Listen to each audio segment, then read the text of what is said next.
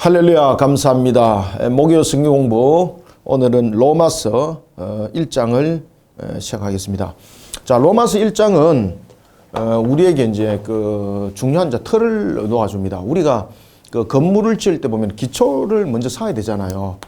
기초를 쌓지 못하면 건물이 올라가지 못하는 것처럼 기초가 굉장히 중요합니다. 그 기초에 따라서 그 건물은 1층짜리가 될 수 있고 2층짜리 될 수 있고 100층짜리가 될 수 있습니다. 5층짜리 기초공사했는데 100층 지을 수 있느냐? 절대 못 짓습니다. 그래서 기초공사가 얼마큼 중요한가 하면 모든 건축의 향배를 좌우합니다. 우리가 오늘도 보면은 이 로마서, 특히 이제 1장부터 3장까지가 기초를 놓는 중요한 터입니다. 그 가운데서 이제 사도 바울이 로마서를 기록할 때 제일 먼저 그가 무슨 얘기를 하는가 하면은 자신의 사도권을 변증합니다. 사도권을 변증할 때에 그가 자신이 사도가 어떻게 됐는가라는 것을 말할 때에 예수 그리스도의 종이라, 그리고 또한 하나님으로부터 말미암아라는 부분에 대해서 그가 분명히 이야기를 합니다. 왜냐하면 로마서를 이제 기록을 합니다. 고린도 지역에서 이제 로마서를 기록하는데 로마 교인들에게 그가 이 서신을 지금 읽히고자 하는 내용 아니겠습니까? 그러면은 그 로마 당시에 이제 교회의 형편들과 환경들을 여러분들 좀 잘 아셔야 되는데, 이 로마서가 기록이 될 때에 그 당시에는 굉장히 이 로마가 좀 요동치고 변동이 있었던 그런 때라고 이제 볼 수가 있습니다. 특히 이제 글라디우스가 이제 황제로 있을 때에 그 로마에 굉장히 혼란이 많이 일어납니다. 이때 이제 종교적인 문제로 인해서 유대교와 그리고 기독교가 충돌이 일어납니다. 그래서 그 일로 인해서 글라디우스가 자신의 글라디우스가 이제 다스리는 이런 속에 로마가 굉장히 혼란이 생기니까 어떻게 하겠습니까? 유대교와 기독교인들, 그래 유대인들 전부 다 로마에서 어떻게 합니까? 추방시켜 버립니다. 그러면서 이제 클라디우스의 뒤에 이어서 누가 등장합니까?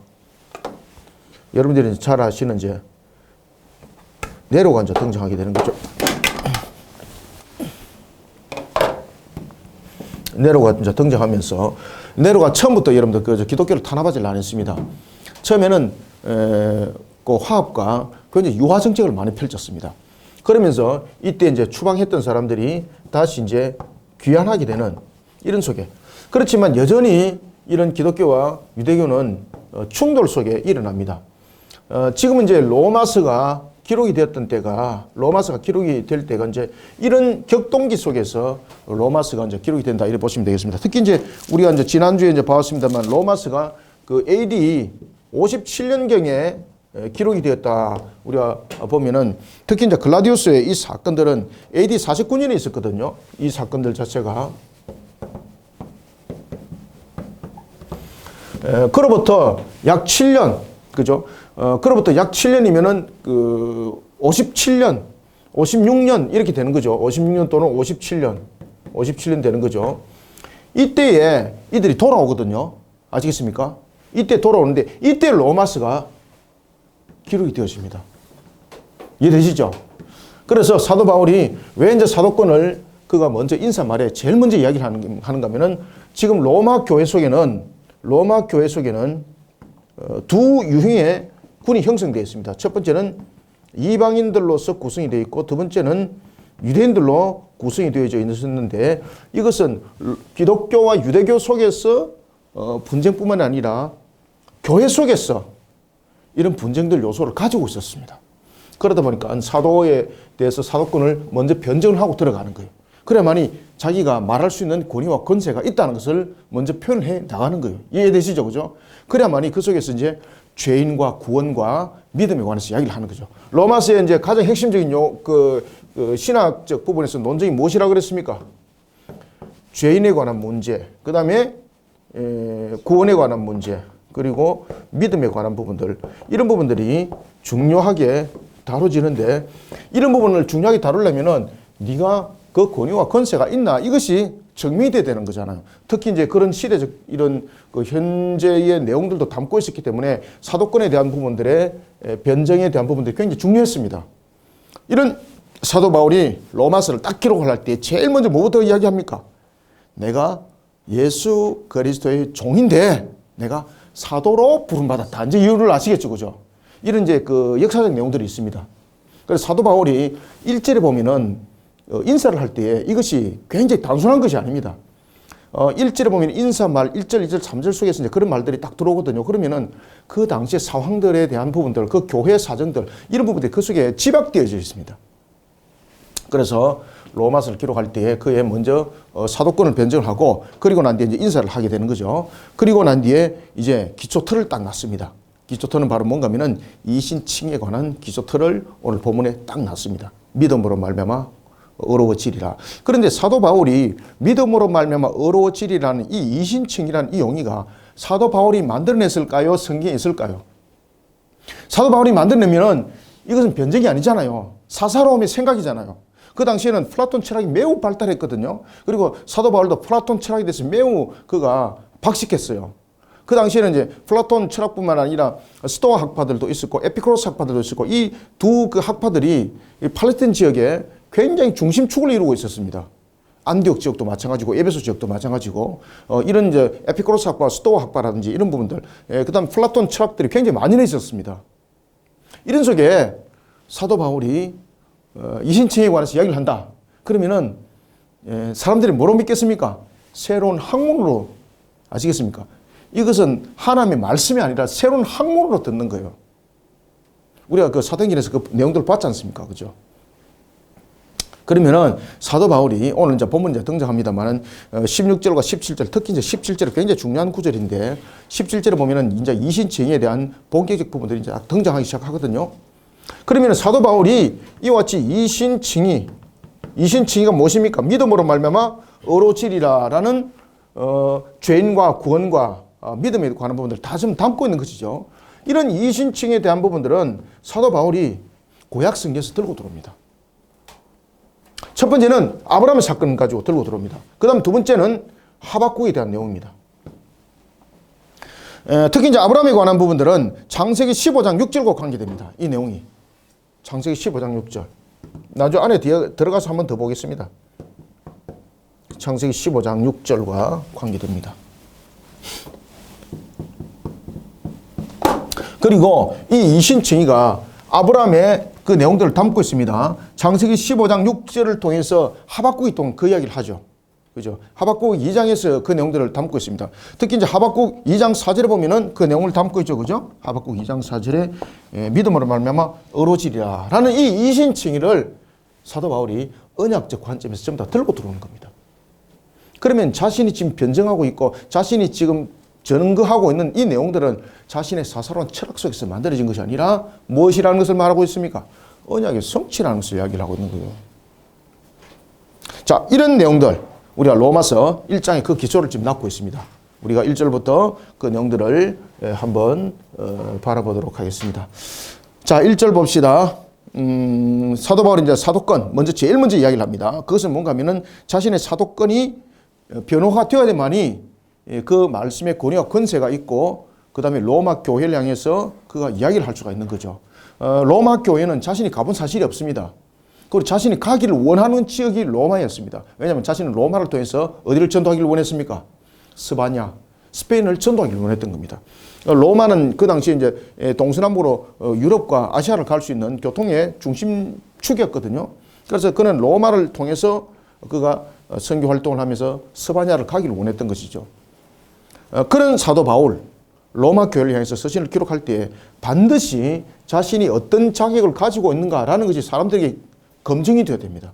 그때 사도 바울 1절에서 이렇게 말합니다. 예수 그리스도의 종 바울은, 자, 여기서 이제 그 사울이 자신을 뭐라고 말하고 있는가 하면은 그리스도의 종이라고 말하고 있습니다. 예수 그리스도의 종.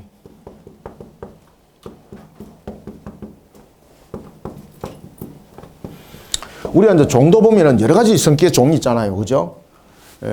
뭐 그 주인의 종, 예를 들면 사람 이름을 통해서 말한다면은 예를 들면 뭐 클라우디오의 종이면 클라우디우스의 종 뭐 이런 식으로 이야기하는데 그는 자신이 지금 사역을 펼쳐나가고 있는 것이 사역을 펼쳐나가고 있는 것이 종으로서의 사역을 지금 펼쳐나가고 있다는 거죠. 그러면은 자신이 뜻을 지금 가르치는 걸까요? 아니면은 주 되시는 분의 그 내용들을 지금 가르치는 것일까요?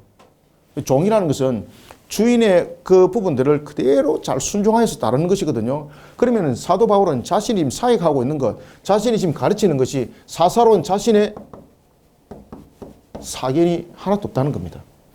그럼 주님으로부터 가르침 받은 종으로서의 내가 지금 사역을 한다 이겁니다. 지금 이게. 그래서 예수 그리스도의 종이라는 이 부분들이 단순한 내용 같지만 이 단순하지 않습니다. 아시겠죠? 그죠? 그래서 이런 부분들을 여러분 성경에 놓으면은, 그냥 스쳐 지나갔지. 우리가 늘 읽다 보니까 감각이 없는데 이 감각이 달라져야 됩니다. 굉장히 사사롭지 않습니다, 이거. 예수 그리스도의 종 바울은 그래서 자신은 예수 그리스도와 어떤 관계가 있는가? 동등한 관계가 아니고 또한 종이라는 것은 주인의 뜻을 수반하는 그런 역할을 하는 자.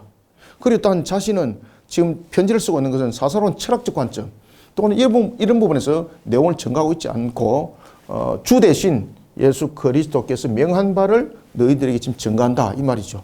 그래서 또한 종이면서 그가 무엇이라고 말합니까? 그렇죠. 사도에 대해서 이야기를 합니다. 자, 사도에 대해서 여러분들이 잘 아시는 것처럼 사도는 어떤 내용을 담아야지 사도입니까? 제일 먼저 사도의 조건, 정인이 돼야 됩니다. 정인이. 그죠? 어떤 정인이 돼야 됩니까? 예수 그리스도와 함께, 그죠? 예수 그리스도와 나심과 죽으심에 대해서 정인이 돼야 되는 거죠. 그런데 사도 바울은 이런 정인의 자격이 있습니까? 없습니까? 형태로 보면 없습니다. 그런데 사도 바울이 아라비아 광야에서 3년 반 동안 누구로부터 가르침 받습니까? 예수님으로부터 직접 가르침 받습니다. 사도 바울이. 그런데 사도 바울은 정인이다, 정인 아니다. 정인입니다. 그래서 예수님으로부터 직접 가르침을 받은 정인. 그 다음에 두 번째는 어떤 정인입니까? 예수님의 죽으심과, 그렇죠, 부활에 대한 정인이 되어야 되잖아요. 부활의 주님 만났잖아요. 직접 만났잖아요. 그러니까 그는 사도로서의 정인의 자격이 있는 겁니다. 그래서 예수님으로부터 가르침을 받았음에 있어서 정인이고, 그 다음에 예수님의 죽으심과 그리고 살아나심에 대해서 부활의 정인이었고, 그 다음에 예수님과 함께 동시대 사람이죠. 그죠? 동시대를 어떻습니까? 살았기 때문에 그는 사도로서의 부름을 받은 것이 맞다는 겁니다. 제자와 사도는 다릅니다. 제자는 예수님으로부터 가르침 받은 모두는 제자입니다.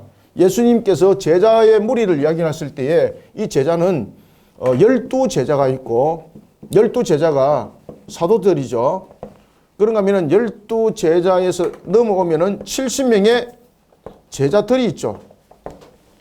이 70명의 제자들은 예수님으로부터 가르침은 받았지만은 예수님과 끝까지 동행하고 뭐 그런 부분들은 아니죠. 그죠? 그리고 70명의 제자, 그 다음에 120명의 제자들, 그리고 500명의 제자들이 있었습니다. 지금 이 시대도, 현 시대도 주님으로부터 가르침 받는 자들은, 주님의 말씀을 가르침 받는 자들은 전부 다 주님의 제자입니다. 저와 여러분들 주님의 제자입니다. 사도가 될 수가 없습니다. 그런데 사도 시대다, 다시 사도 시대가 환원됐다, 이런 잘못된 속된 말로 말하는 헛소리, 그죠? 착각에 젖어들면 안 됩니다. 그래서 사도권은 그 동시대의 사람이어야만이 사도권이 성립이 되는 겁니다. 그래서 이런 부분들을 참고하시면 되겠습니다. 그래서 자신을 증명하기를 지금 두 가지를 증명합니다. 종과 무엇? 그렇죠. 종과 사도, 종과 사도. 그래서 자신은 지금 이 내용들을 쓰는 데 있어서 권위가 있다 없다. 어디가 뿌렸노? 네. 이런 부분들에서 그가 서신을 쓰는 데 있어서 권위가 있다는 겁니다. 자, 사도로 부르심을 받아 하나님의 복음을 위하여 택정함을 입었으니, 자, 여기서 예정론이 나옵니다.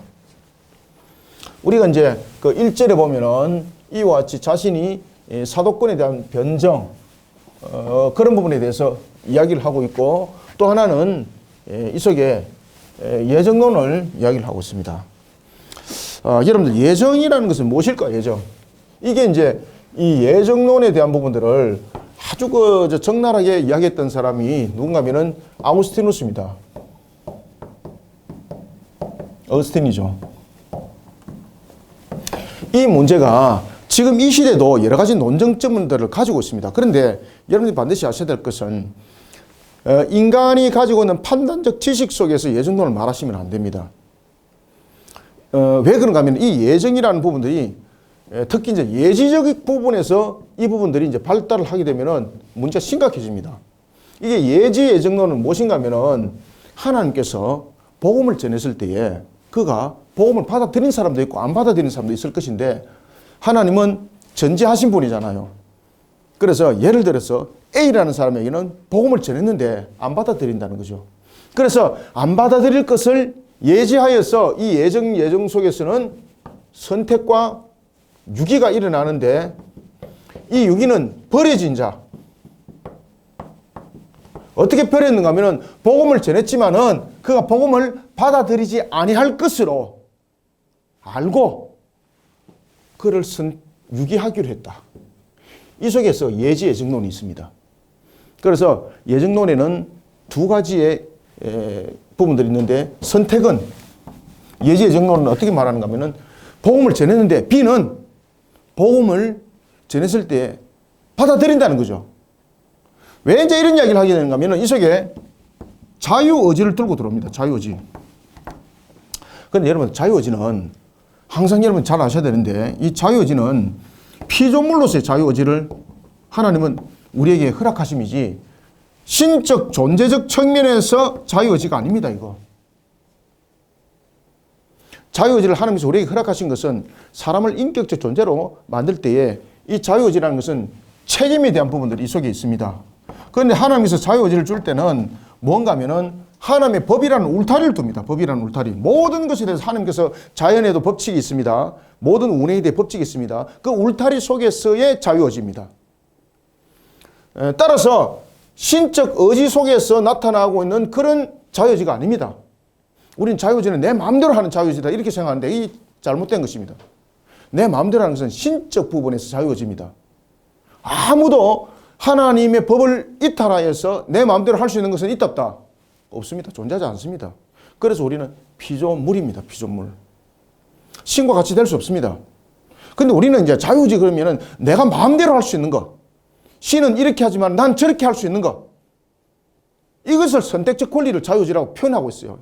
이건 아닙니다. 그 자유의지도 항상 피조물 안에 항상 하나님의 법이라는 속에 놓여져 있습니다. 그 속에 선택입니다. 그 속에 값이 있는 것이 그 자유의지에 따른 대가의 값인 겁니다. 그래서 신과 같은 존재, 신과 같은 어떤 선택권 이것이 자유의지 아닙니다. 자, 이런 속에 예지 예정론자들이 그 이야기를 하는 거예요. 이 자유의지를 마치 신적 존재적 측면에서의 선택권을 말하는 거예요. 그랬을 때에 하나님이 그에게 봤을 때 제자들을 통해서 또는 복음 전도자를 통해서 복음이 전해지지만은 이 B라는 사람은 복음을 안 받아들일 것이다. 그것을 하나님이 아시고, 그죠? 전지를 통해서 이 예정론은 하나님의 전지성과 연결되는 겁니다. 전지하신 하나님께서 그것을 아시고 선택을 했다 안 했다. 버려진 자는 복음을 안 받아들일 것을 알고 그를 구원하지 않기로 선택했고 이것이 육이고, 그리고 복음을 전했는데 복음을 받아들이기로 그는 그의 의지가 작동을 하더라. 그래서 이것을 구원하기로 예정하셨다. 이것이 예정론입니다. 우리는 이 예정론을 안 따릅니다. 이 예정론은 뭔가 하면은 결국은 인간의 자유의지 속에서 선택입니다. 구원이. 우리의 구원은 뭔가 하면은 예정론이 아니라 예정론입니다. 예정론 속에 선택과 유기가 있습니다. 그것은 뭔가 하면은 이 선택과 유기는 예정론과 예정론에서 차이점은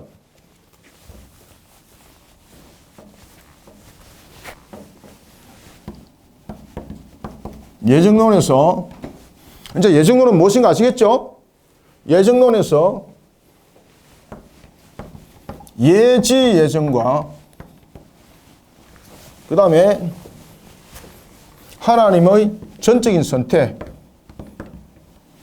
대해서 이 내용이 다릅니다. 예정론에서 예지 예정은 인간의 선택입니다.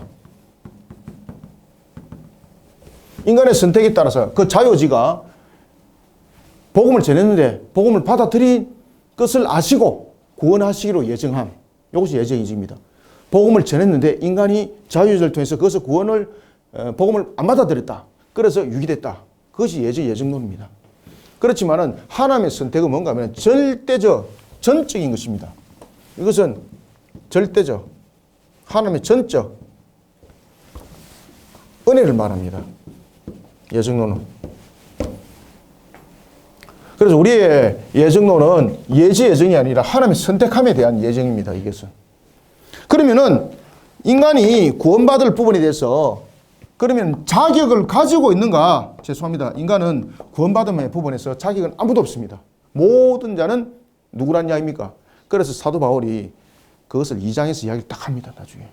모든 사람들은 죄인이기 때문에 어떤 행위를 통해서도 우리는 구원받을 자격이 없습니다. 혈통으로도 구원받는다 못 받는다? 못 받습니다. 혈통으로 죄인이지 않습니까? 우리 행위로 받을 수 있는가 없는가? 없습니다. 왜? 우리의 모습 속에서 죄인이 아무리 선한 행동을 하더라도 그는 항상 죄가 깔려져 있기 때문에 행위로서는 구원받을 만한 자격 가치가 없습니다. 그러면 구원은 무엇인가? 하나님께서 선택하는 겁니다. 그렇기 때문에 누구는 구원받을 자격이 있고 누구는 구원받을 자격이 없고 이것이 아니라 하나님으로부터 일어나는 전적인 선택이기 때문에 우리는 그 구원에 대해서 그 선택에 대해서 어떤 불평도 할 수 없습니다. 하나님이 누구는 좀 구원을 좀 해주시지 말이지 너무 하시네 이런 부분에 대해서 우리가 불평할 자격이 있다 없다? 없습니다. 우리는 모든 것은 하나님의 선택입니다. 그런데 하나님께서는 선택하실 때에 그 기준을 그럼 설정을 해야 되지 않는가? 그런데 기준의 설정이 모든 사람이 죄인이기 때문에 기준 설정이 있다 없다? 없습니다. 그러면 하나님은 무엇을 바탕으로 선택하시는가? 그 근원이 어디 있는가? 바로 사랑입니다. 사랑. 하나님께서 사랑하사 그래서 선택하여서 구원하시는데 그 선택하여서 구원할 때도 하나님께서 이놈은 복음 받을 것이기 때문에 구원하고 이놈은 복음을 안 받을 기 때문에 구원하지 아니고 이것이 아닙니다. 하나님께서 우리를 사랑하사라는 전체적인 형들 속에서 우리를 선택하시는 건데 그 기준은 하나님 편에 있습니다. 그래서 그것을 피조적 측면에서 조건을 가지고 따져들 수가 없는 내용들입니다. 이런 선택은 하나님의 무한하심에 있습니다. 무한하심. 무한하심이 있습니다. 그래서 우리가 이런 부분들은 삼가 잘 깨닫고 이렇게 이제 들어오셔야 됩니다. 굉장히 합리적인 내용은 예정입니다. 예정. 말하기 좋습니다. 복음을 전했는데 하나님께서 저 사람은 복음을 받지 아니할 것을 예지하시고 전지하심에서 안다는 거죠. 그렇기 때문에 그에게는 구원을 허락지를 안 했다. 그래서 예정이 굉장히 합리적인 것을 말할 수 있을 것 같습니다. 그런데 이 예정 속에는 무엇이 있습니까? 인간의 자유적 선택이 있는 겁니다. 아시겠습니까? 인간의 자유적 선택 속에는 이 자유적 의지가 피조물로서 자유적 의지가 아니라 완전 신과 같은 선택권입니다. 하나님이 선택하는 것이 아니라 인간이 자율적 선택인 것입니다. 이런 부분에 모순점이 뒤에 있다는 겁니다. 그래서 이런 부분들 여러분들이 함께 잘 알고 이렇게 로마서를 공부해 들어와야 됩니다. 아시겠죠? 그죠? 자, 그래서 이제 이런 부분들을 오늘 그 내용들을 쭉 전개를 해 나가기 때문에 오늘 진도는 많이 나가지 않습니다. 17절까지만 진도 나가도 그날 1시간 정도 내용이 다뤄질 것 같습니다. 자, 이와 같이 이제 예정론에 대한 부분들. 택정을 받았다. 그래서 1절에 보면은 복음을 위하여 택정을 받았다. 사도로서의 택정을 받았다. 그 다음에 성도로서의 택정을 받았다. 이런 것들이 전부 다 무엇과 연결되는 겁니까? 그렇죠. 예정론과 전부 연결되는 거죠. 그죠? 그리고 이제 우리가 이제 사도로서 쓰임을 받을 자들 이런 부분들은 이제 하나님께서 구원에 이르는 측면에서의 또한 별도의 사역적 측면에서 그들을 선택이죠. 그죠? 택정함을 입었으니 이 복음은 하나님이 선자들을 통하여 그의 아들에게 관하여 성경에 어떻게 했다? 미리 약속하신 것이다. 미리 약속하신 것이라. 그래서 이 복음은 갑자기 만들어진 것이 아니라는 것이죠. 자, 그러면은 사도 바울은 이 복음의 출발을 지금 어디로부터 지금 증거를 하고 있습니까? 여러분들, 자, 우리가 복음의 증거, 우리가 이제 창세기 공부 머릿속에 딱 떠올려야 됩니다. 창세기 공부 다 끝나고 나면 마치 성경은 새롭게 시작되는 것처럼 여러분들이 그 장들을 열고 있는데 모든 것은 연결되어야 됩니다. 모든 성경들은 창세기와 반드시 연결되어야 됩니다. 자, 복음의 시작은 어디로부터 시작됐습니까? 제가 힌트를 드렸는데 복음의 시작은 어디로부터 시작됐어요? 복음의 시작. 예? 복음의 시작. 아브라함은 제가 앞에 이런 부분 살짝 설명한 것이고, 어? 맞아요. 창세기 몇 장? 3장 15절. 복음의 시작은 창세기 3장 15절부터 시작됩니다. 맞죠? 그죠? 그래서 언약이잖아요. 언약. 그래서 복음은 언약으로부터 시작됩니다. 언약으로부터. 복음은 뭐로부터 시작된다? 그렇지. 이거 잊어버리면 안 돼요. 복음은 무엇을 근거로 시작된다? 복음은 사도 바울의 편지로부터 시작됩니다. 복음은 목사님의 그 입으로부터 시작됩니다. 복음은 우리 교회로부터 시작됩니다. 이런 소리 하면 안 됩니다. 복음은 뭐로부터 시작된다? 복음은 언약의 성취 과정입니다. 아시겠습니까? 그래서 복음을 통해서 열매가 있는 것은 언약의 성취입니다. 언약의 성취. 복음은 언약으로부터 시작됩니다. 복음은. 그래서 복음의 시작을 항상 이야기할 때는 창세기 3장 15절에 그렇죠. 언약을 들고 들어와야 되는 겁니다. 그래서 이 복음에는 보면은 창세기 3장 15절에 무엇이 있습니까? 여인의 후손이 있죠. 그죠? 여인의 후손. 그 다음에 뱀의 후손에 대해서 그 내용들을 딱 다루고 있죠. 그죠? 구원과 심판. 구원과 심판. 좀 이렇게 정립이 됩니까? 이 정립해야 됩니다. 지금까지 공부 신나게 많이 해왔던 거 그냥 총 정리하는 거예요. 그래서 이 복음은 이러면은 지금 사도 바울은 이 이야기를 다 이야기를 하고 있는 거예요, 지금. 그래서 자신이 그리스도 종이라고 이야기를 하고 있고, 그리고 사도라고 이야기를 하고 있는 속에서 지금 인사말을 통해서 기초를 딱 놓는 거예요, 지금 이 기초를. 그래서 복음 이러면은 유대인들은 이걸 다 하는 거예요, 이게. 이거 다 지금 이야기를 딱 하고 있는 거예요. 이 복음은 하나님이 선지자를 통해서 이미 말씀해 줬다.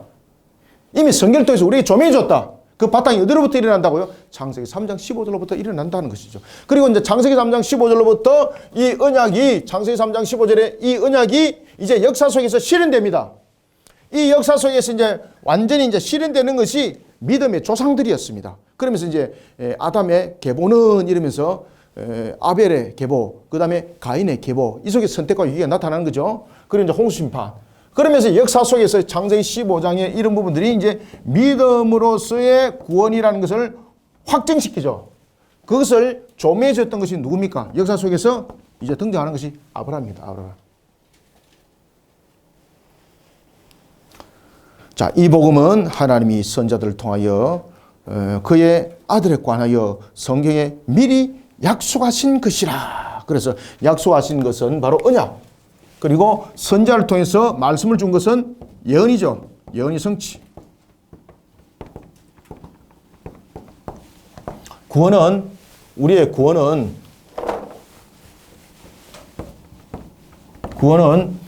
언약의 성취이자 예언의 성취죠. 그죠? 예언은 어떻게 언약이 되어질 것인지를 말하는 것이죠. 그래서 구원의 결론은 이렇게 역사를 맺게 되는 것인데, 모든 것은, 우리의 구원은 사람의 뜻으로 만들어진 것이 아니라 모두 다 성경 속에서 하나님이 주신 말씀 속에서 그 바탕을 이뤘고 그 말씀의 성취 속에서 나타났던 것이 바로 구원에 관한 열매다. 그런데 그 구원에 관한 열매는 무엇으로 일어난다? 복음을 통해서 일어난다. 복음을 통해서. 그럼 이 복음은 어떻게 일어나는가? 그래서 2장에서 이야기를 딱 하는 거예요. 나중에 2장에서 말씀을 드리겠습니다. 재밌지, 그죠? 로마서가. 로마서 여러분 엄청 재밌습니다. 그래서 로마서를 이렇게 바라보면은 한 절 한 절이 그냥 성경 전체를 읽는 것 같아요. 그래서 이 로마서를 통해서 아우티누스가, 아시겠습니까? 신약의 기초를 놓는 거예요. 루트가 이 로마 속에서 여러분 잘 아시는 종교개혁들이 일어나고 칼빈이 신학의 기초가 놓아지고 이런 부분들이 이 속에서 세워졌던 것입니다.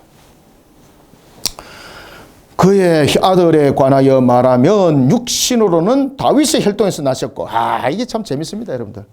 이 사도 바울이 얼마큼 성경에 능통한 자입니까? 이거 한 절 한 절 딱 읽어보면요, 이 사람 성경 그냥 완전히 꿰뚫었다, 이렇게 볼 수가 있습니다. 지금 사도 바울이 구원에 관해서 이야기할 때 언약으로부터 논다고 복음의 시작을 이야기하고 있고 예언의 성취라고 이야기를 딱 합니다. 그러면서 누구를 지금 들고 들어옵니까? 3절 그의 아들에 관하여 말하면 육신으로서는 성육신이죠. 예수님의 성육신에 관해서도 이야기를 합니다. 예수님의 성육신이 예언의 성취, 언약으로부터 온 바로 여인의 후손을 통해서 올 구원의 약속의 성취, 그 내용이다. 이걸 설명하고 있는 거예요. 오늘 스터디하는 분들 이해가 잘 안 되면 녹화되는 것 반복해서 보시길 바랍니다. 지금 굉장히 중요한 구절입니다. 이 내용들. 그냥 지나가면 안 됩니다. 이 내용들. 자, 그러면은 오늘 본문에 보면은 왜 다윗의 혈통에서 나셨다고 이야기를 하는가? 성육신 할 때에 예수 그리스도께서 분명히 언약의 성취를 이루기 위해서 성육신했습니다. 이런 부분들은 성자 하나님과 예수 그리스도의 사역이라는 그런 부분에서 또 제가 강의를 했는 내용들이 많죠. 그죠? 그걸 반드시 보셔야 됩니다. 자, 그러면 예수님께서 성육신 하실 때에 무엇으로 오신다? 다윗의 혈통으로 오셨다는 거죠. 그러면은 이게 혈통의 구원론인가? 아니라는 겁니다. 이 부분들이 예수님께서 이 다윗의 혈통으로 오신 것은 바로 하나님께서 이 땅에 오신 예언의 성취, 그 뜻을 이루기 위한 것이다. 그러면 이 다윗의 혈통을 통해서 성육신 할 것은 어디에서 기록되어 있는가? 창세기 49장. 유다로부터 일어날 바로 홀과 지팡이에 대해서 이야기를 했죠. 그 예언의 성취. 그러면은 창세기 49장에서 그 예언의 성취가 다윗의 혈통 속에서 어떻게 나타났는가? 그리고 또한 이 사도 바울이 지금 다윗의 혈통을 딱 들고 들어온 이유가 있습니다. 무엇을 말하고 싶었을까요? 다윗은 여러분들 순수한 유대인의 혈통일까요? 이방인의 혈통이 섞였을까요? 이방인의 혈통이 이대나 섞였습니다. 지금 그 이야기를 하고 싶은 거예요. 그래서 결국은 구원에 관해서 이야기를 할 때에 이 예언의 성취가 무엇을 해준다? 그렇지. 아브라함의 언약대로 믿음으로써 구원에 이르게 된다는 것을 지금 이야기를 하기 위해서 다윗의 혈통 이야기를 딱 하는 거예요. 자, 여러분들 다윗을 봅시다. 다윗의 아버지가 누구예요? 이새죠. 다윗의 아버지가 이새입니다. 이새는 아버지가 누굽니까? 아니죠. 오벳이죠. 그 다음 오벳의 아버지가 누굽니까? 보아스의 아버지가 누구예요? 기억 안 납니까? 마태복음 1장 보세요. 보아스의 아버지가 누군지. 예? 보아스의 아버지가 누굴 것 같아요?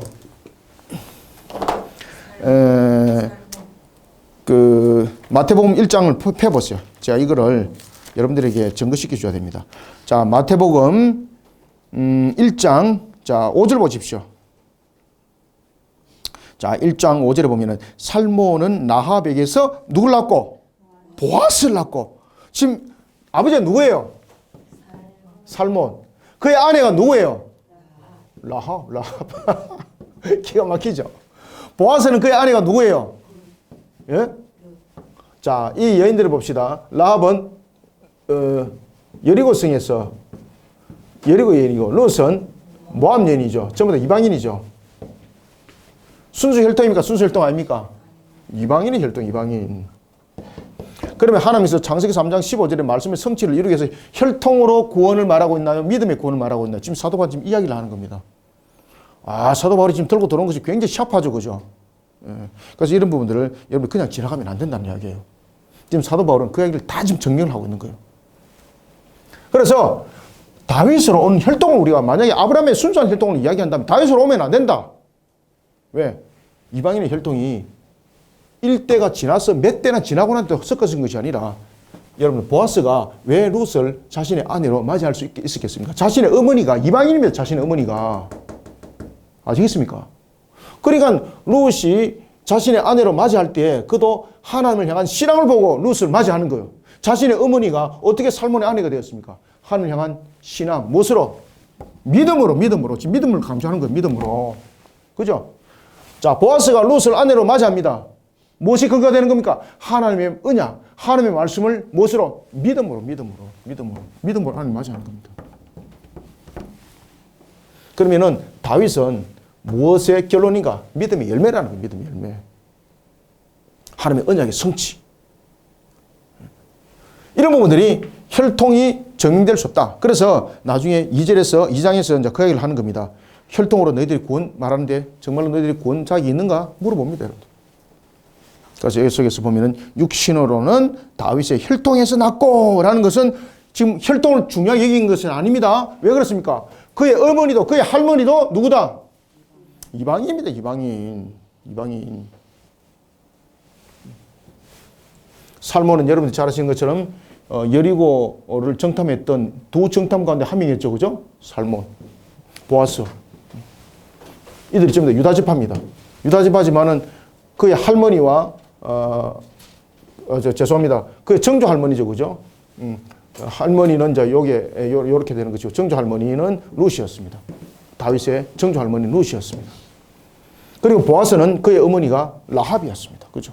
이런 부분들을 통해서 믿음에 관한, 구원에 관한 부분들을 우리에게 설명을 하고 있습니다. 그래서 하나님께서 우리를 예정하시고 라는 부분에서 인간이 자격으로 볼 때에 혈통으로 구원받을 자격 없다는 겁니다. 그래서 예정이 아니라 예정에 관한 하나님의 전적인 은혜, 하나님의 전적인 선택, 이런 부분들이 로마서가 지금 강조를 하고 있는 겁니다. 자, 4절 봅시다. 성결의 영으로는 죽은 자들 가운데서 부활하사 능력으로 하나님의 아들로 선포되셨으니 곧 우리 주 예수 그리스도시니라. 아멘. 자, 그러면은 구원의 성취는 어디로부터 일어난다는 겁니까? 부활하사. 그죠? 부활하사. 우리가 구원의 성취에 이르는 것은 이 부활과 연결이 되어 있는 겁니다. 만약에 우리가 예수 그리스도로 말미암아서 죄사함을 받았습니다. 우리가 부활과 관계없습니다. 그러면 우리는 구원이 완전하지 못합니다. 왜 그렇습니까? 죽음은 항상 무엇을 말한다? 그렇죠. 맞습니다. 이제 공부한 지 4절 때네요. 죽음은 저주 상태입니다. 저주 상태. 그렇기 때문에 죽음은 저주 상태라는 것은 구원받지 못했다는 뜻입니다. 완전 구원이 성립되지 않습니다. 그러면 완전 구원에 대해서, 완전 구원에 있어서 반드시 성립되어야 될 것이 무엇입니까? 부활입니다. 부활. 부활은 사망 권세를 죄의 값으로 죽은 것만 끝내는 것이 아니라 사망 권세를 깨뜨렸잖아요. 그래서 저주 상태에서 풀려남이죠. 따라서 완전 구원은 반드시 부활이 성립되어야 됩니다. 자, 사도 바울이 그 얘기를 합니다. 그래서 죽은 자들 가운데서 부활하사 능력으로 하나님의 아들로 선포되셨으니 곧 우리 주 예수 그리스도시니라. 5절 그로 말미암아 우리가 어떻다? 은혜와 사도의 직분을 받아. 그래서 우리가 그로 말미암아 우리가 은혜로 구원받고, 또한 내가 사도의 직분을 받은 것도 내 어떤 자격이 아니라 주께서 은혜를 베푸사, 주께서 그렇게 선택하사 내가 그렇게 사도된 것이다. 내가 사도의 자격으로 말한다면은 내가 사도 자격이 있다 없다? 없습니다. 그래서 사도 바울은 여러분들이 잘 아시는 건 자신을 스스로 무엇이라고 말하고 있습니까? 나는 죄인 중에서도 괴수로다. 그죠? 제가 사도 바울 보면 저를 쳐다보는 것 같아요. 저의 과거를 쳐다보는 것 같아요.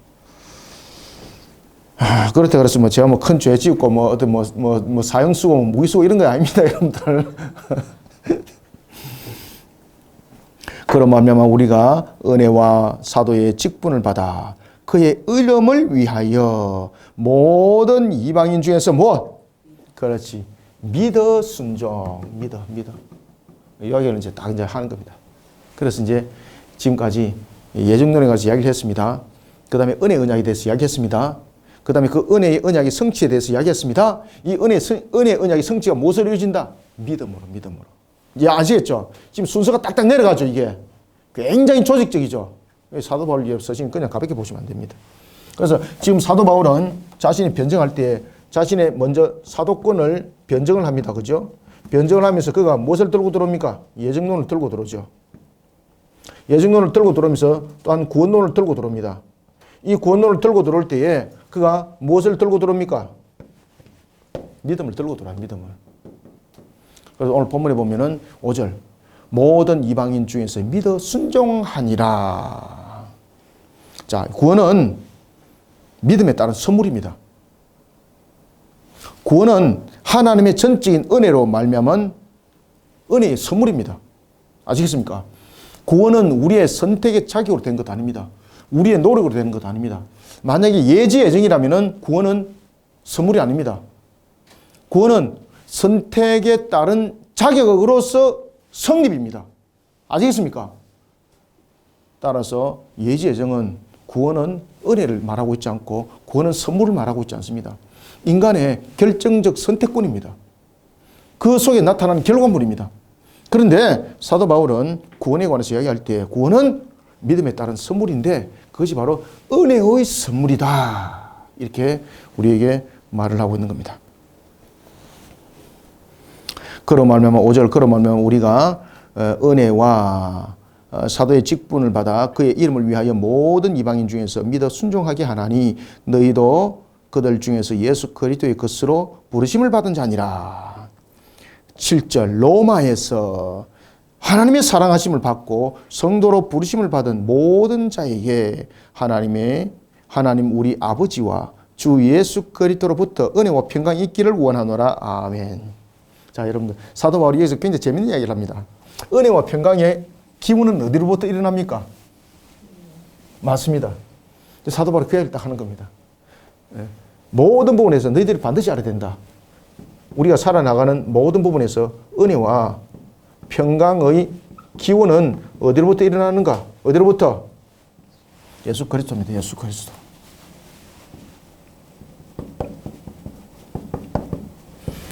자, 예수 그리스도로부터 평강이 일어나는 이유는 무엇입니까? 지금 여기에서 사도 바울이 지금 굉장히 중요한 이야기를 합니다. 평강은 무엇이 없어야 됩니까? 죽음이 성립되면 평강은 성립된다, 성립 안 된다? 안 됩니다. 평강은 샬롬이거든요. 평강이 일어나기 위해서는 죽음이 없어야 됩니다. 병과 죽음. 그죠? 고난과 고통, 괴로움, 이런 것들이 없어야 되는 겁니다. 따라서 지금 사도 바울이 예수 그리스도로 인하여서 평강의 기원을 말할 때에 지금 사도 바울은 뭐까지 함께 이야기를 하고자 하는가 하면은 예수 그리스도 십자가를 지금 이야기를 하려고 그러는 거예요. 나중에 뒤에 가지고. 예수 그리스도의 십자가. 요한복음 몇 장? 19장 30절. 다 이루었다. 십자가에서 모든 것을 다 이뤘기 때문에 우리의 평강이 있는 거예요. 아시겠습니까? 죄에 대한 대속이 있었기 때문에 죽음으로부터 우리는 부활이 있고 이런 것을 그가 평강과 은혜를 대해서 이야기를 하는 겁니다. 자, 그 다음에 예수 그리스도 은혜의 기원이라는 것은 무엇인가? 우리의 구원은 인간의 선택지 요소 아니고 인간의 노력의 결론이 아니고 전적인 하나님의 은혜라는 것을 깨달아라. 그래서 모든 우리의 은혜와 평강의 기원은 어디로부터 나온다? 예수 그리스도로부터 온다. 그러면 그 예수 그리스도로부터 오는 것이 무엇인가? 요한복음 19장 30절 다 이뤘다. 우리의 죄를 대속하사 십자가에서 죽으시고 그 모든 것들을 이루시고 죽음 상태에서 끝나는 것이 아니라 무덤가에 3일 동안 머무시면서 무엇을 하셨다? 여기 있네. 부활하심으로써 이 모든 것들이 지금 성취가 됐다는 것을 사도 바울이 이제 뒤에서 증명합니다. 그래서 앞에는 기초를 딱 놓는 거예요, 지금. 단단한 지금 신학적 기초, 구원에 관한 기초, 이것을 확실히 지금 딱 놓고 들어가는 거예요, 지금. 인사를 하면서. 이게 여러분들, 사람의 머리로서 설 수 있겠습니까, 이게? 그러니까 하나님께서 그에게 이 내용을 기록하고 있도록 하는 거예요. 자, 그러면서 사도 바울은 이제 자신이 로마 교회를 이제 방문을 하기를 원하면서 또한 로마 교회를 방문하고자 하는 또한 이유가 무엇인가를 8절 이하에서 또한 함께 설명합니다. 자, 봅시다. 8절. 먼저 내가 예수 그리스도로 말미암아 너희 모든 사람에 관하여 내 하나님께 감사함은 너희 무엇이? 믿음이 온 세상에 전파됨이로다. 그래서 여기서 온 세상은 당시에 로마 제국을 말하고 있습니다. 온 세상은. 로마가 통일되면 온 세상이 통일된다. 이런 식으로 봤던 겁니다. 왜 그런가 하면 로마가 모든 길을 가는 중심 축이었습니다. 중국으로 가려면 어디를 거쳐가야 됩니까? 로마를 통해서 실크로드가 그렇게 형성되어 있는 거 아시죠? 그죠? 그렇게 형성되어 있습니다. 그래서 여기서 말하는 온 세상은 바로 뭔가 하면 로마 제국을 말합니다. 로마 제국. 로마 제국. 그때 당시에 로마 제국을 온 세상이라고 말했습니다.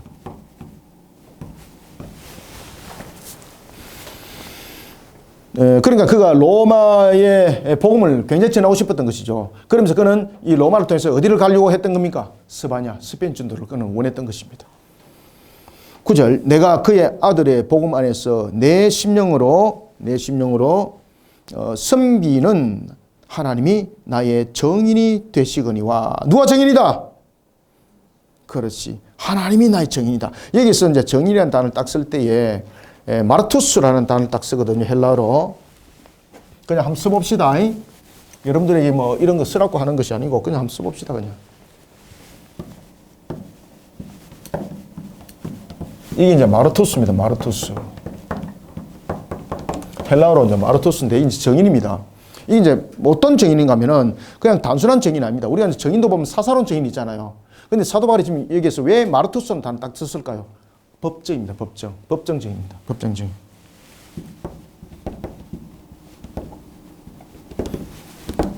그래서 우리가 구원은 법적 효력이 반드시 있어야 된다는 겁니다. 예수 그리스도께서 우리의 대속을 이루기 위해서 죽으시면 전부 다 법적 효력이 발생이라는 겁니다. 그래서 마르토스는 단지 나는 거기에 대한 정인이다. 그래서 그런 정인, 사도권에 대한 부분들, 이런 부분들을 확실히 딱 담고 있는 겁니다. 그래서 마르토스는 딱 쓰고 있는 겁니다. 하나님이 나의 정인이 되시거니와 항상 내 기도에 쉬지 않고 너희를 말하며 어떻게 하든지 이제 하나님의 뜻 안에서, 누구의 뜻? 하나님의 뜻 안에서, 그죠? 하나님의 뜻 안에서 너희에게로 나갈 좋은 길 얻기를 구하노라. 여기서 좋은 길은 무엇입니까?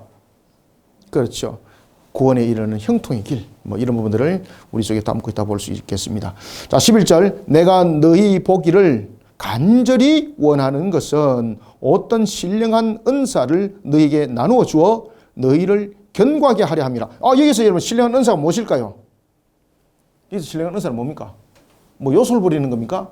뭐 병낫게 하는 뭐 신령한 그런 뭐 어떤 뭐 재능 이런 거 말하는가요? 아닙니다. 여기서 신령한 은사는 무엇입니까? 진리의 지식입니다. 진리의 지식.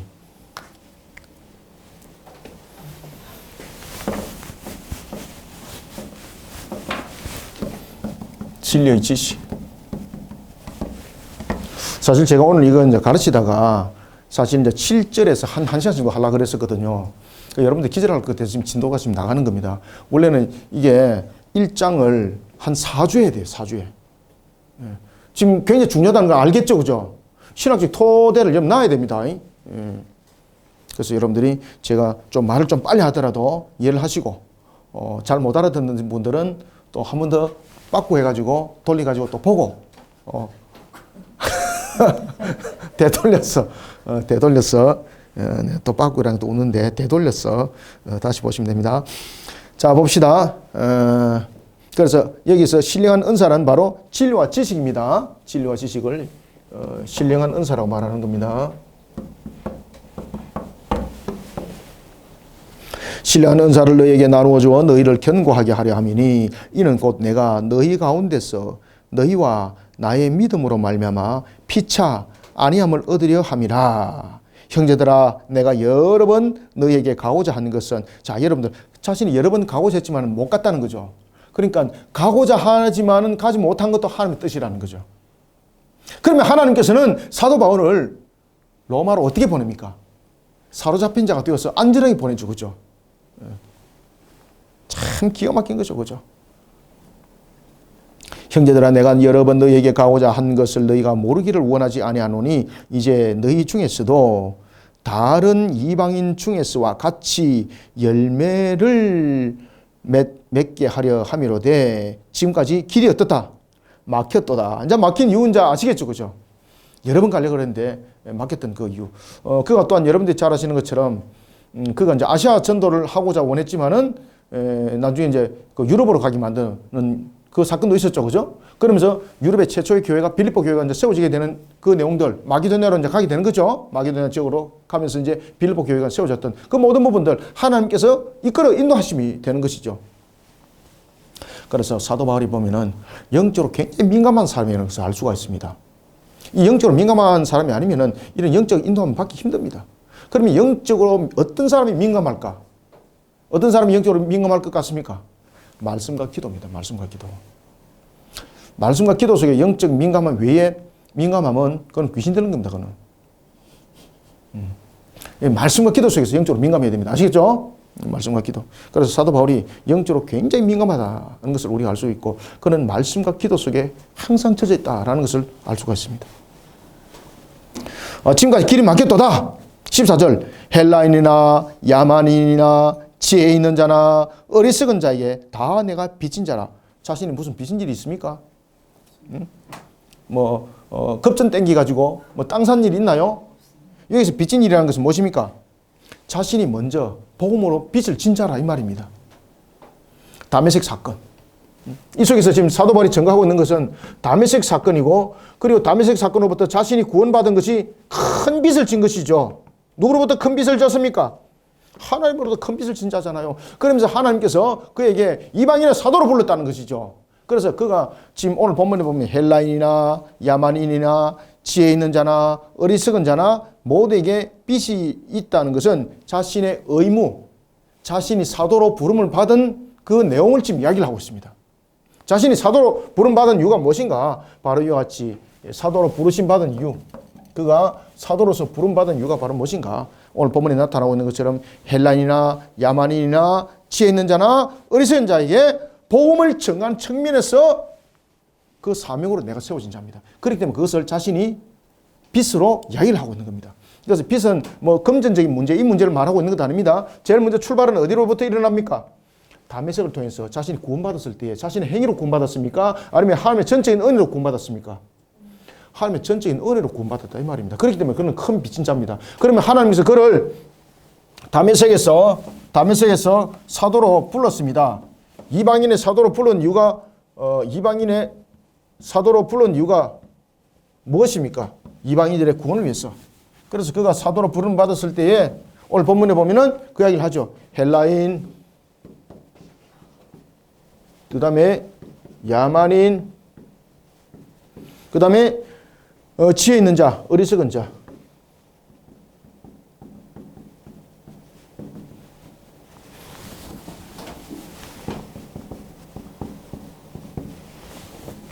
이것은 전부 다 세상의 유형들을 말하고 있습니다. 세상의 유형들. 세상이 이런 유형들을 하고 있습니다. 지혜 있는 자. 유대인들은 자신들이 스스로 지혜 있다고 말을 할 것이고, 어리석은 자. 유대인들이 볼 때는 자신들 외에는 다 어리석다. 하나님을 잘 알지 못하는 자다. 그런 부분에 대해서 모든 세상의 모든 유형들을 담고 있습니다. 그러면 자신이 사도로부터 쓰임을 받는 것은 바로 이와 같이 사도행전 1장 8절의 말씀이 성립되는 것을 우리에게 설명하고 있습니다. 자, 사도행전 1장 8절에 대해서 우리에게 무엇을 말합니까? 하나님께서 사도행전 1장 8절에 대해서 네 가지를 말하죠. 그죠? 첫 번째는 예루살렘. 그 다음에 두 번째는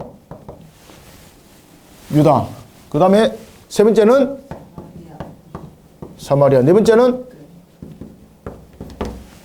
예루살렘은 지역 복음화죠. 유다는 나라와 민족이죠. 나라와 민족 복음화죠. 사마리아는 소외된 곳이죠. 그 다음에 땅끝은 어디입니까? 이방인. 지금 자신이 사도로부터 부름을 받아서 사명을 감당하는 것은 바로 이와 같이 사도행전 1장 8절에 이 사명들을 감당하기 위해서 자신이 지금 부름 받았다는 겁니다. 그래서 여기서 헬라인, 야만인, 지혜 있는 자, 어리석은 자 이런 부분들은 땅끝, 사마리아 소외된 곳, 유다 이런 부분들을 전부 다 담고 있습니다. 자, 보겠습니다. 15절. 그러므로 나는 할 수 있는 대로 로마에 있는 너희에게도 복음을 전하기를 원하노라. 그래서 이 사명들을 감당하기 위해서 그는 어디로 가기를 원한다? 이제 로마로 가기를 원하는 이유를 이제 아시겠죠? 이 사역들을 감당하기 위해서 로마를 거쳐가야 된다는 거죠. 그래서 그가 로마를 가기를 그렇게 갈망했던 겁니다. 로마를 가기를. 로마에 가면은 시설도 좋고 여러 가지 부분에서 좀 신기한 것도 많고 그래서 구경도 한번 가볼까? 관광을 한번 가볼까? 이 뜻이 아닙니다. 바로 사도행전 1장 8절의 말씀을 성취를 이루기 위해서. 사도행전 1장 8절의 말씀을 성취하기 위해서는 반드시 로마를 통해서 이와 같이 헬라인과 야만인과 지혜 있는 자, 어리석은 자 그 형태들 속에 갈 수 있는 길들이 그 속에 다 있었던 겁니다. 그러니 자신이 이 성취를 이루기 위해서 자신은 로마를 가기를 칼망을 하고 있고 지금도 가기를 원한다. 15절. 그러므로 나는 할 수 있는 대로 로마에 있는 너희에게도 복음 전하기를 원하노라. 16절. 내가 복음을 부끄러워하지 아니하노니 이 복음은 무엇이다? 모든 믿는 자의 구원을 주시는 무엇이다? 하나님의 능력이 됨이라. 그래서 구원은 하나님의 전적인 은혜를 이 속에서 이제 설명합니다. 구원은 믿음. 구원은 무엇으로 이루어진다? 믿음으로 이루어지고 이 믿음으로는 무엇으로? 하나님의 전적인 은혜로 말미암는다라는 것을 이 속에 설명하고 있습니다. 그래서 오늘 이 구절이 16절과 17절의 이 구절들이 나중에 루터와 칼빈과 어스틴에게 굉장히 영향력을 많이 끼칩니다. 모든 믿는 자에게 구원을 주시는 하나님의 능력이 됨이라. 먼저는 어디에게? 그래서 아브라함이 하나님께서 선택하셨습니다. 그 이유는 무엇인가 하면 복음을 하나님께서 그렇게 시작했다는 겁니다. 아브라함의 자격이 되기 때문에 선택한 것도 아닙니다. 그래서 아브라함을 창세기 12장에서 부를 때에 창세기 11장에 등장하잖아요. 창세기 11장이 무엇입니까? 우상 숭배 땅 바벨. 그것에 아브라함이 있었습니다. 자격으로 말하면 구원받을 자격이 있다? 없습니다. 아브라함의 선택은 어떻게 이루어졌다? 하나님의 전적인 은혜로 말미암아 이루어졌다. 이야기를 딱 하는 거예요. 그래서 먼저는 유대인에게 일어난 것, 복음이 먼저 유대인에게 일어난 것은 하나님께서 그렇게 어떻게 했다? 그렇지, 그렇게 선택하셨다는 겁니다. 이것은 자격 때문에 그런 것이 아닙니다. 하나님이 그렇게 선택했다는 것은 유대인의 자격이 아닙니다. 그리고 하나님께서는 이 유대인들 통해서 이 복음이 어디로 가길? 그렇죠. 이방인으로 가기를 하나님께서는 아브라함을 통해서 언약하시죠. 그래서 하나님께서 무엇을 말씀합니까? 아브라함을 통해서 다른 민족들이 복을 받을 것이다. 그것을 언약하시죠. 이것이 아브라함을 통해서 선택한 이유. 그 다음에 모든 것은 출발점이 있어야 되는 거잖아요. 그죠? 출발점을 하나님께서 그렇게 선택했던 것은 유대인들의 자격이 되기 때문에 아니라는 겁니다. 일방적 하나님의 선택인데 그것이 전적인 하나님의 은혜라는 거예요. 그래서 절대 유대인들은 혈통으로 자랑 삼아서 구원 말하지 마라. 선민사상 말하지 마라. 그 자격 없다. 착각하지 마라. 사도 바울 그 이야기를 하는 거죠. 먼저는 유대인에게요. 그리고 헬라인에게로다. 이것은 하나님께서 그렇게 복음이 전하도록 그렇게 삼았다는 겁니다. 발판을. 17절. 복음에는 하나님의 의가 나타나서 무엇으로? 믿음으로 믿음에 이르게 하나니 기록된 바 오직 의인은 이게 이제 완전히 핵심적인 거죠. 이게 여러분 잘 아시는 종교개혁의 바탕이 된 겁니다. 오직 의인은 믿음으로 말미암아 살리라 함과 같으니라. 자, 여기서 이제 이신칭의가 이제 등장합니다. 여기서 이제 이신칭의가 이제 본격적으로 이제 등장하는 거죠. 여기서 이제 이신칭의가 앞에도 제가 이제 서두에서 말씀드렸던 것처럼 우리가 이제 이 이신칭의에 대한 부분들, 믿음으로 말미암아 의로워지리라라는 이런 이신칭에 대한 부분들은 첫 번째 언약의 성취입니다. 그리고 두 번째 이신칭의는 무엇의 결론인가 하면은 하나님의 전적인 은혜입니다. 그리고 또한 이 이신칭의는 무엇으로 이루어진다? 믿음으로 말미암아 이루어진다는 것을 설명하고 있습니다. 사도 바울이. 그래서 이신칭의는 하나님의 언약의 성취고 하나님의 전적인 은혜로 말미암고 그리고 이 이신칭의는 믿음으로 말미암아 이루어지는데 그것이 바로 창세기 그리고 하박국의 내용 속에 전부 다 있더라. 창세기 15장에 그 내용들이 담겨 있고 하박국 2장이 그 내용 속에 담겨 있더라라는 것입니다. 그래서 창세기 15장 6절과 하박국 2장 4절의 말씀을 그가 지금 증거를 하고 있는 거예요. 15장 6절이죠. 그죠? 15장 6절. 창세기 15장 6절과 그리고 하박국 2장 4절의 언약의 성취. 그런가 하면 또한 이 언약의 성취가 어디로부터 넘어가는 겁니까? 창세기 그렇죠. 3장 15절로부터 이 출발점은 이루어져. 그 성취를 믿음으로 하나님께서는 이루신다는 것을 사도 바울이 증거하고 있습니다. 자, 오늘은 여기까지 하고 그리고 다음 주에는 이 부분들을 조금 더 설명하면서 진행해 나가겠습니다. 아시겠죠? 그죠? 자, 이와 같이 이제 그 내용들이 굉장히 중요한 부분들을 다루고 있기 때문에 한 주도 빠지지 마시고 로마서를 잘 따라오시길 바랍니다. 감사합니다. 수고하셨습니다. 기도하고 마치겠습니다. 하나님 감사합니다. 주께서 오늘도 우리에게 열어주시고 은혜 가운데 달려가게 하시니 감사합니다. 특히 로마서를 통하여 우리에게 하늘의 장막을 열어주시고 은혜 담비를 부어주옵소서. 믿음에 믿음을 더하게 하시고 믿음의 소망을 우리 속에 올려놓으신 하나님, 오직 예수 그리스도의 증인으로서 사명을 감당키를 원합니다. 오늘도 주어진 사명, 우리에게 주어진 사역들이 사도 바울처럼 주님의 주신 그 명에 순종하며 또한 진행해 나갈 때에 우리는 믿음으로 말미암아 의로지리라 이 이신칭의의 분명한 우리의 신앙의 근본을 증거해 나가는 증인이 되게 하여 주옵소서. 이렇게 해서 우리가 또한 에베소서의 말씀처럼 하나님의 전신갑주를 피기를 원합니다. 복음의 신을 신고 진리의 띠를 띠고 의의 흉배를 치고 믿음의 방패를 들고 구원의 덕을 쓰고 말씀의 성령의 검으로 오늘도 이 사역 사명을 힘있게 이루어가게 도와주시옵소서. 예수님의 이름으로 기도드립나이다. 아멘.